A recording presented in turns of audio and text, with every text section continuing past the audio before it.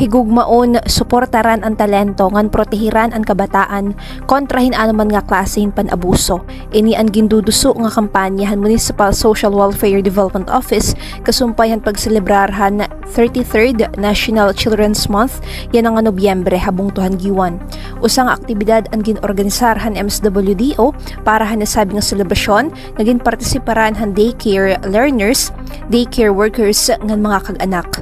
Nakasentro ang nasabing nga selebrasyon yan nga tuig ha tema nga online sexual abuse or exploitation of children and child sexual abuse or exploitation materials, wakasan, kaligtasan at karapatan ng bata ipaglaban.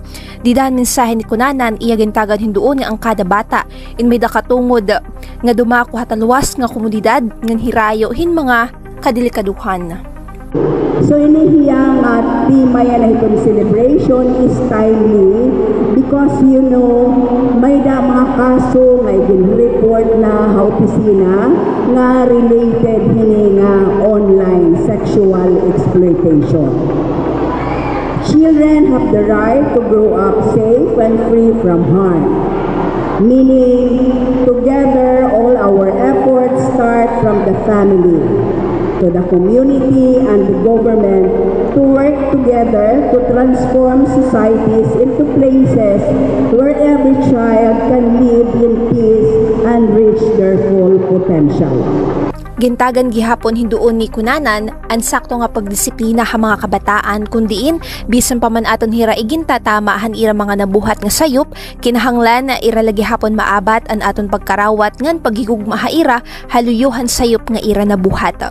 Kasugbong han MSWDO han nasabi nga kampanya ang Women's and Child Protection Desk pinaagi kan PMS Rowena Tebrero PNCO han Giwan Municipal Police Station nga gintagan gihapon hinduon ang importansya hinsakto nga paggiyahan mga kag-anak ngadtuhan kabataan agud hirain maprotehiran hinbisan anuman nga klase hinpan abuso. Sumalakan PMS Tebrero nga an online sexual abuse or exploitation of children amo ini ang paggamit hin information ngan communication technology ha sexual nga panaabuso ha mga kabataan nga gimbubuhat online. Lakip dinhi ang produksyon ngan pagsarang hin child sexual abuse or exploitation material may daman o waray permiso han biktima. Samtang ang child sexual abuse or exploitation material iniin mga retrat o video han usa nga bata nga nagpapakita hin sensitibo o pribado nga mga parte han lawas.